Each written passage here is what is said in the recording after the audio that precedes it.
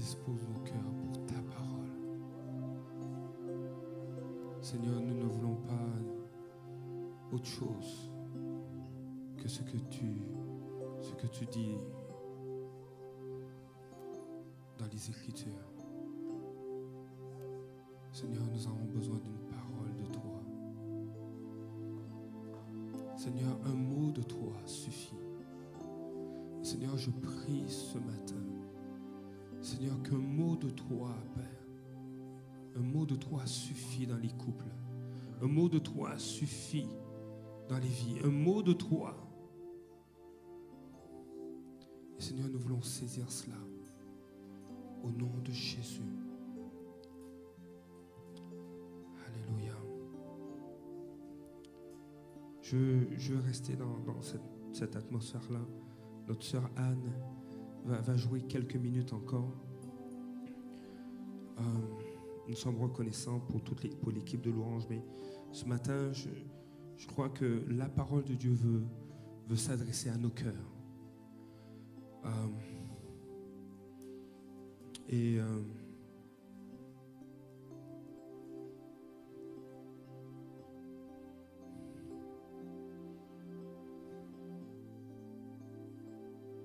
Il y a quelques semaines de cela, je vous ai parlé de la puissance de l'Évangile.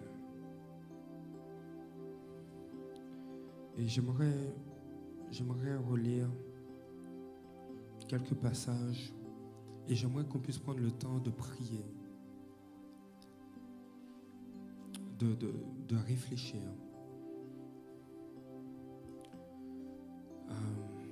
Sortez vos cellulaires. Je vous encourage à les muter si c'est possible. Mais sortez vos cellulaires. Je pense que la plupart, vous avez une application pour la Bible. Vous en aurez besoin. OK? Mais vous pouvez muter aussi. Ceux qui ont la version papier de la Bible, vous pouvez sortir votre Bible aussi. OK?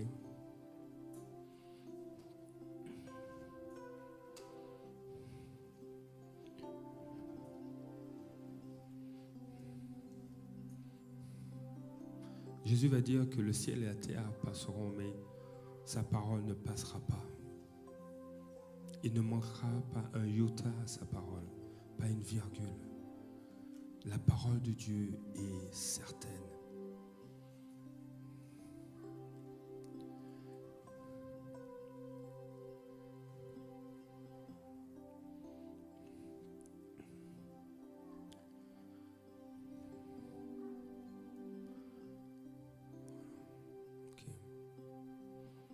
Il va arriver au cours de ce moment, il va arriver un temps où il n'y aura plus de diffusion en ligne. Donc si vous nous suivez en ligne, ne soyez pas inquiets. C'est qu'on va prendre un temps de ministère. Et voilà, donc tantôt, on aura ce moment-là.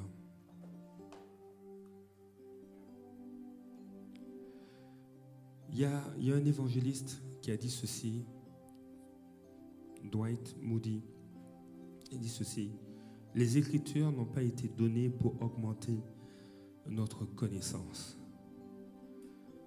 mais pour changer nos vies. Et on passe à côté de quelque chose de majeur si on ne laisse pas les Écritures, les Saintes Écritures, changer, transformer nos vies. On passe à côté de quelque chose de majeur. Et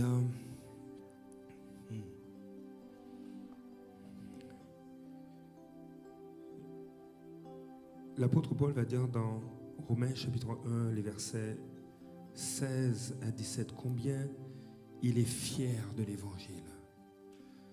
Combien il est fier de l'Évangile de Jésus-Christ.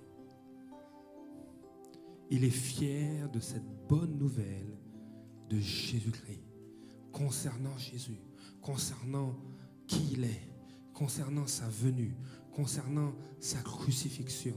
Oui, Jésus a été crucifié, il est mort. Dieu est mort, mais la mort ne pouvait pas le retenir. Et il est ressuscité.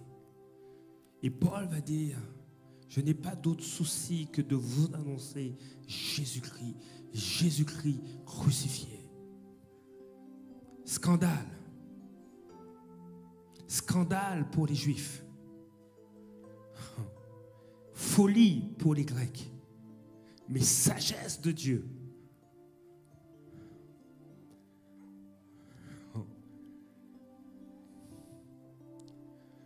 Je n'ai pas honte de l'évangile.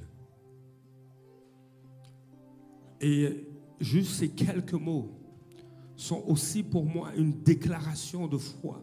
Je n'ai pas honte de l'évangile. Vous pouvez à un moment donné, c'est un des arguments pour la défense de notre foi. L'évangile, les saintes écritures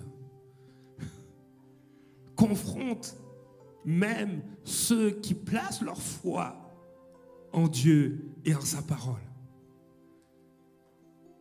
L'apôtre Paul va dire à Timothée, toute écriture est inspirée de Dieu, utile pour redresser, corriger, instruire.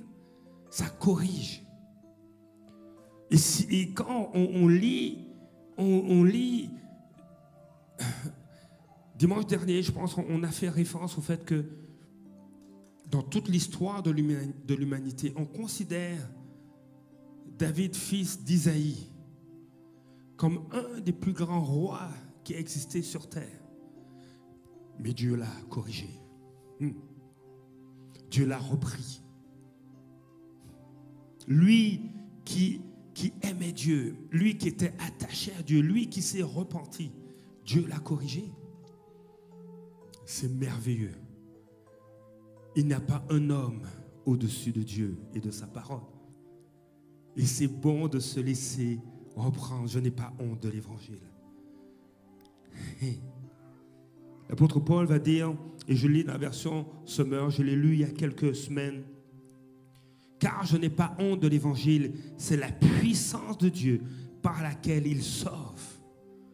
C'est la puissance de Dieu. Dieu n'est pas venu intimider. Dieu n'est pas venu en ouvrant le ciel, en faisant trembler la terre, en dénudant, entre parenthèses, les montagnes souterraines pour dire « me voici » et tous tremblent.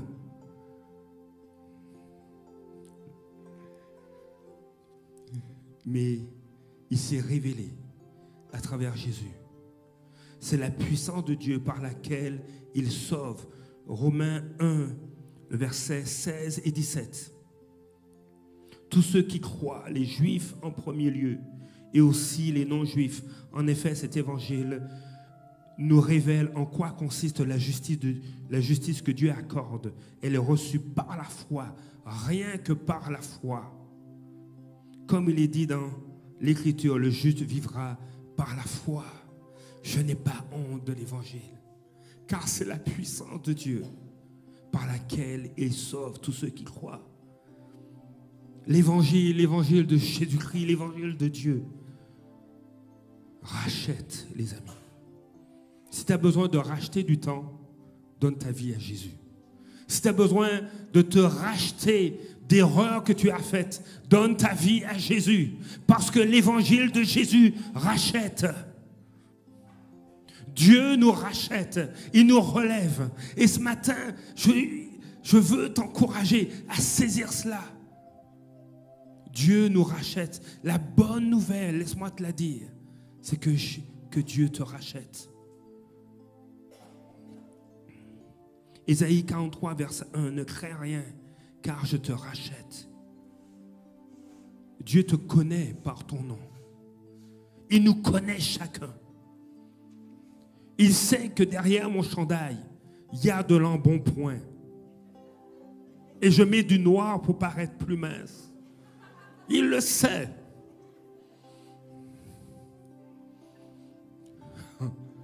On peut avoir une apparence, mais Dieu connaît notre cœur.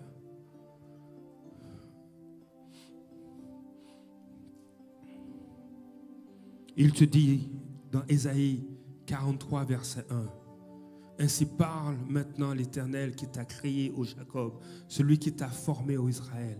Ne crains rien, car je te rachète. Je t'appelle par ton nom, tu es à moi. » Cette parole est aussi pour toi. Elle est aussi pour toi.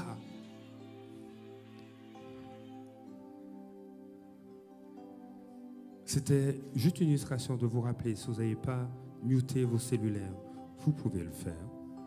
C'était arrangé avec le gars des vues. Merci pour le rappel. Il y a plusieurs mois de ça, ou même plus d'un an de ça, il y a eu une vision, un songe que Dieu a donné. Une personne qui avait son cœur entouré de barbelés, de souffrance. La vie, la vie a été tellement dure que son cœur, oui, continue à battre, mais enveloppé de barbelés. Et c'était spirituel, c'était émotionnel. Jésus voit ce cœur-là. Dieu voit ce cœur. Et il ne vient pas pour tirer sur le barbelé, pour le resserrer autour du cœur, mais il vient ôter tout ce qui a fait souffrir. L'évangile de Jésus sauve. Le psalmiste va dire, « Oh Dieu, ne t'éloigne pas de moi. » Le psaume 71, au verset 12, « Oh Dieu, ne t'éloigne pas de moi. » Mon Dieu, viens en hâte à mon secours. La plupart des psaumes ont été écrits par David. Et il va dire, j'ai été jeune, j'ai vieilli et je n'ai jamais vu l'Éternel abandonner celui qui crie à lui.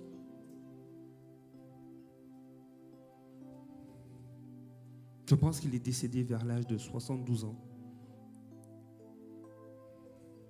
C'est quand une personne âgée te dit, j'en ai vu passer, j'en ai vu passer sous le pont, j'en ai vu des choses. Mais laisse-moi te dire que Dieu n'abandonne pas celui qui crie à lui. Oh, mon ami, saisis ça. Et une personne âgée, une personne du 3e âge, qui a été roi, nous dit, non, Dieu, il n'abandonne pas celui qui crie à lui. Paul et Silas ont parlé à un geôlier dans Actes 16, verset 31. Paul et Silas répondirent, « Crois au Seigneur Jésus et tu seras sauvé, toi et ta famille. » Crois. Et j'aime cette pensée. Oui, crois, mais qu'est-ce que Dieu va me donner en échange? Vous savez, l'évangile de Jésus amène la réconciliation. Et dans 2 Corinthiens 5 et 18, 2 Corinthiens 5, 18, il est dit, « Et tout cela vient de Dieu qui nous a réconciliés avec lui par Christ. » Tout cela vient de lui. Jésus sur terre, ça vient de Dieu. Jésus qui fait des miracles, ça vient de Dieu. Jésus qui a un rendez-vous dans Jean chapitre 4 avec une femme qui était rejetée par la société. Elle vivait à distance. T'imagines, hein? Tu vis à distance. Tu vas chercher de l'eau quand personne n'est là. Tu vas à l'épicerie, l'épicerie ouvre, ou le supermarché ouvre à 8h du matin. Tu es là à 8h moins 10. Tu attends dans ton char, dans ta voiture. À 8h moins 2, tu es à la porte. À 8h moins 1, tu regardes le préposé qui va ouvrir et activer les portes coulissantes. À 8h, tu rentres, tu fais ton épicerie, tu repars 10 minutes plus tard. Tu avais déjà identifié où se trouvait chaque élément que tu voulais acheter. Et tu ressors, tu vis à distance, pas de contact avec les gens. Parce que tu as été rejeté, parce que tu as eu des failles. C'est comme cette Samaritaine à un puits, en pleine heure du midi. Il fait très chaud, mais elle vivait à distance. Il faut que les gens se tiennent à distance de moi, parce que j'ai honte, ou parce que mon cœur est comme enlacé dans du fer barbelé.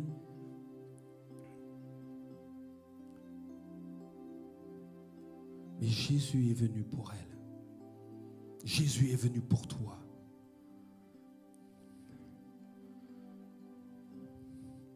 La même chose dans Romains 5, verset 10, Dieu qui réconcilie, car si, lorsque nous étions ennemis, nous avons été réconciliés avec Dieu par la mort de Jésus, à plus forte raison, étant réconciliés, serons-nous sauvés par sa vie. L'évangile de Jésus amène la réconciliation. Et j'ai été étonné de regarder le mot grec, réconcilier, le verbe. Le mot en grec a une connotation d'une transaction. Pour une réconciliation, il y a une transaction à avoir. De ma part, Dieu attend la foi. De sa part, il a donné son Fils. La transaction a eu lieu, l'échange, la réconciliation a pris place. Dieu n'attend que la foi de notre part. Dieu n'attend que la confiance en lui. Et dans toutes les sphères de nos vies, Dieu te dit, fais-moi confiance. Parce que quand j'étais ennemi, quand je faisais du tort à mon prochain, quand je déshonorais le nom de Dieu dans ma vie, Jésus est mort à la croix. La plus grande part de la transaction a été faite par Dieu. Accepte simplement.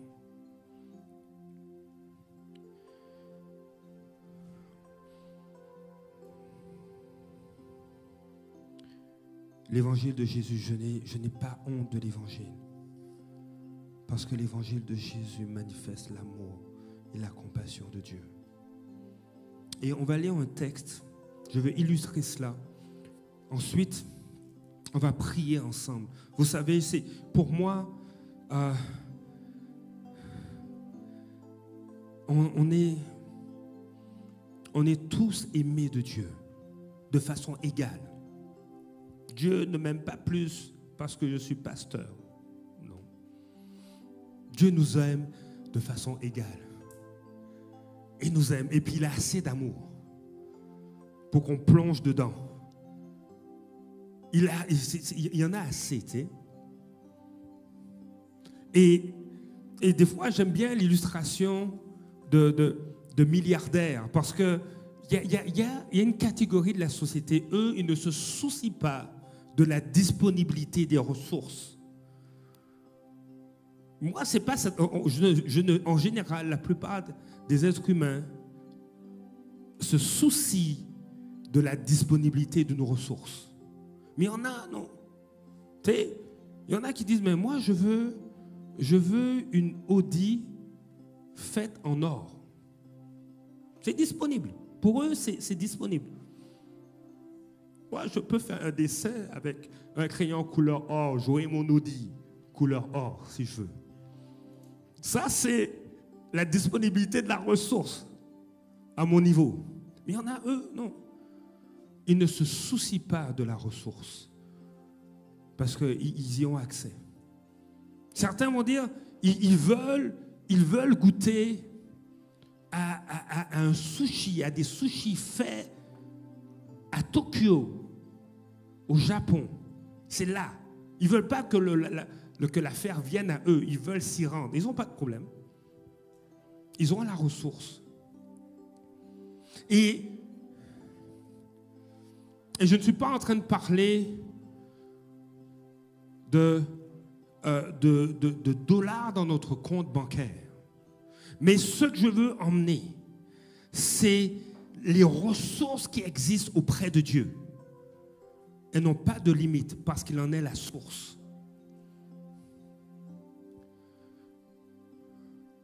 Tu as accès à toutes les ressources de Dieu pour chacun de tes besoins. Dieu ne va pas tout le temps, ce n'est pas un oui à toutes nos demandes, mais c'est une réponse à toutes nos demandes. C'est la bonne réponse à toutes nos demandes. Et dernièrement, je lisais Matthieu chapitre 18 et on va utiliser ça comme illustration parce qu'il faut que nous fassions des choix de disposition de cœur pour recevoir pleinement toutes les ressources et toute l'abondance qu'il y a dans l'évangile de Jésus-Christ. Vous savez, Matthieu 18 parle du pardon. Matthieu 18 parle du pardon. Et à partir du verset 15, et je vais le lire dans la version second 21. Si ton frère a péché contre toi, va et reprends-le seul à seul. S'il t'écoute, tu as gagné ton frère. Mais s'il ne t'écoute pas, prends avec toi une ou deux personnes afin que toute l'affaire se règle sur la déclaration de 2 ou 3 témoins. S'il refuse de les écouter, dis-le à l'Église. S'il refuse aussi d'écouter l'Église, qu'il soit à tes yeux comme un membre d'un autre peuple et un collecteur d'impôts. C'est Jésus qui parle. Je vous le dis en vérité, tout ce que vous lirez sur la terre sera lié au ciel. Et tout ce que vous délirez sur la terre aura été délié au ciel. Je vous dis encore que si 2 ou 3 s'accordent sur la terre pour demander quoi que ce soit, cela leur sera accordé par mon Père céleste. En effet, là où 2 ou 3 sont rassemblés en mon nom, je suis au milieu d'eux. Et là, au verset 21, Pierre pose une question à Jésus. Pierre s'approcha de Jésus et lui dit, « Seigneur, combien de fois pardonnerai-je à mon frère lorsqu'il péchera contre moi? Est-ce que ce sera jusqu'à 7 fois? » Et Pierre se base sur des principes de l'Ancien Testament où on pouvait pardonner jusqu'à 3 fois. Et Pierre, avec un certain zèle, dit, je vais doubler l'affaire. Et le chiffre 7 est un chiffre de perfection. Donc, regarde, je fais un gros effort. Je double la grâce de la loi. Jésus lui dit, je ne te dis pas jusqu'à 7 fois, mais jusqu'à 70 fois 7 fois. C'est pourquoi le roi, et là il continue, c'est pourquoi le royaume des cieux ressemble à un roi qui voulut régler ses comptes avec ses serviteurs. Quand il se mit à l'œuvre, on lui en a un qui devait 10 000 sacs d'argent. Comme il n'avait pas de quoi payer, son maître ordonna de le vendre, lui, sa femme, ses enfants et tout ce qu'il avait, afin d'être remboursé de cette dette. Le serviteur se jeta par terre et se prosterna devant lui en disant, « Seigneur, prends patience envers moi et je te paierai tout. » Rempli de compassion, au verset 27, le maître de ce serviteur le laissa partir et lui remit la dette. Une fois sorti, ce serviteur rencontra un de ses compagnons qui lui devait 100 pièces d'argent. Je vais juste m'arrêter là. Donc, rempli de compassion, le maître de ce serviteur le laissa partir et lui remit sa dette. Et ensuite, ce même serviteur rencontre quelqu'un qui lui doit 100 pièces d'argent. Maintenant, on va le ratio entre 100 000 sacs ou 10 000 sacs d'argent et 100 pièces est un ratio de 1 pour 600 000. Donc, l'ami de ce serviteur lui devait 600 000 fois moins d'argent que lui n'en devait à son maître. Vous me suivez? Je répète. Mon ami Anne me doit 600 000 fois moins que ce que je dois à mon patron. Donc, si elle me doit $1, moi, je dois 600 000 $ à mon patron. Vous me suivez?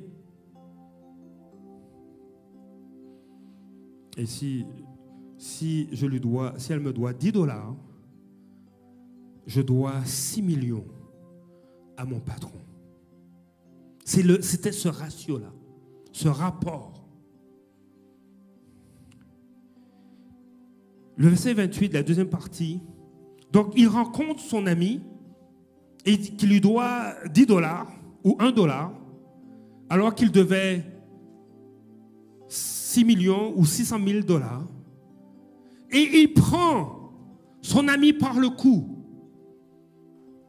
Il l'attrapa à la gorge et se mit à l'étrangler en disant « Paye ce que tu me dois. Paye ce que tu me dois. » Son compagnon tomba à ses pieds en le suppliant « Prends patience envers moi et je te payerai. » Mais l'autre ne voulut pas et alla le faire jeter en prison jusqu'à ce qu'il ait payé ce qu'il devait.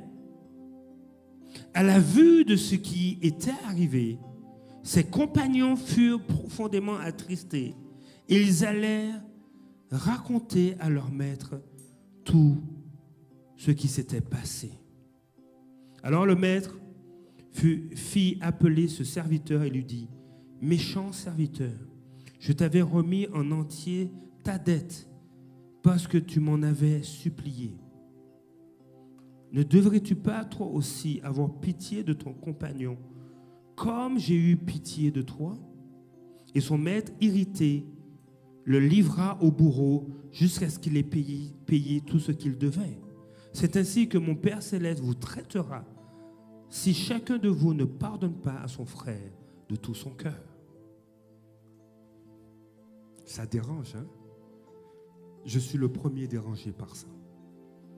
Et si je dis, Seigneur, je réalise l'importance de reconnaître combien Dieu est bon. Ce serviteur méchant était au bénéfice du salut, pouvait bénéficier du pardon du roi.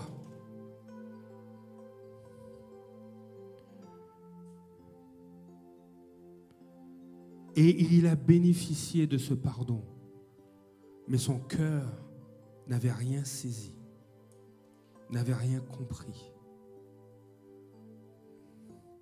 Et je veux nous encourager à être de ces hommes et de ces femmes qui saisissent le pardon de Dieu dans nos vies, qui saisissent le pardon que l'évangile de Jésus-Christ amène, qui saisissent le message de la réconciliation, le message de réaliser combien Dieu veut agir dans ta situation. Il ne veut pas t'en priver. Et il veut qu'on soit de ces hommes et de ces femmes qui ne privent pas les autres de la grâce de l'évangile de Jésus-Christ.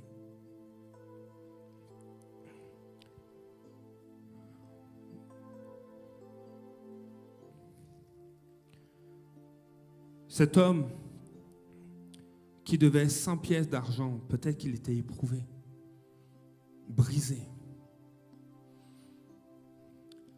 Et Et il y a un chant que j'ai écouté, et je veux qu'on puisse prendre le temps de prier. Il y a un chant que j'ai écouté qui dit ceci. Tu n'es pas caché. Il n'y a jamais eu un moment où tu as été oublié. Tu n'es pas sans espoir, bien que tu aies été brisé. Ton innocence a été volée. Je t'entends chuchoter, je t'entends murmurer, pleurer, alors que tu soupires. J'entends ton SOS. J'enverrai une armée pour te retrouver au milieu de la nuit la plus sombre. C'est vrai, je te sauverai. Il n'y a pas de distance qui peut être couverte.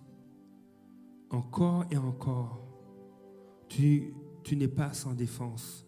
Je serai ton abri. Je serai ton armure. Je t'entends chuchoter, je t'entends soupirer, je t'entends pleurer. Alors que tu soupires, j'entends ton SOS. Tu as peut-être des défis personnels. Et il y a cette phrase qui a attiré mon attention. J'enverrai une armée pour te retrouver au milieu de la nuit la plus sombre. C'est vrai, je te sauverai. Il y a peut-être des choses qui sont comme la nuit la plus sombre dans ta vie. Ce qui est intéressant, c'est que il est dit dans le psaume 39, même les ténèbres ne sont pas obscures pour toi.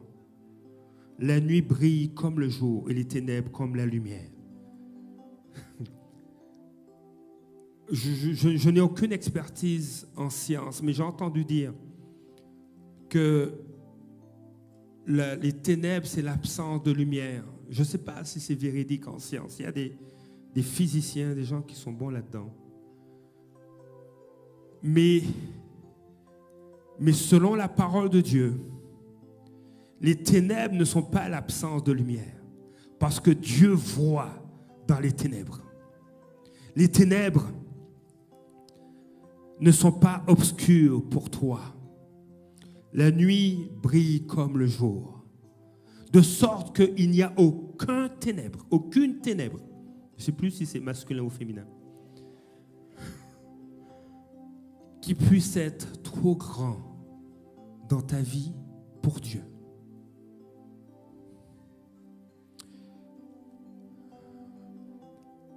Nous allons être déconnectés de la diffusion en ligne. Je vais simplement prier pour ceux qui sont en ligne.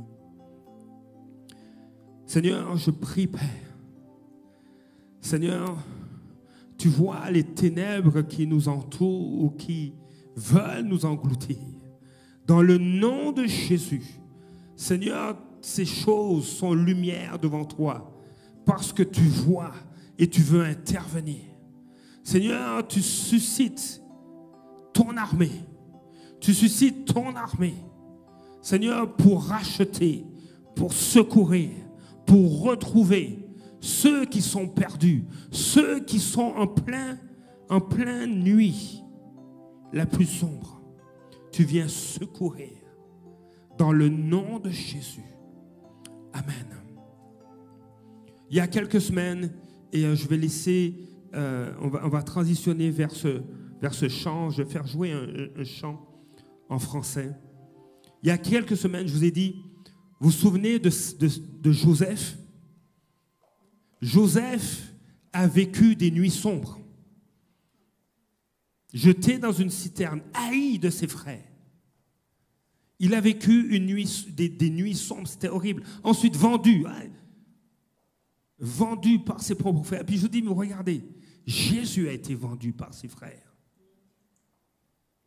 Et il s'est retrouvé chez un officier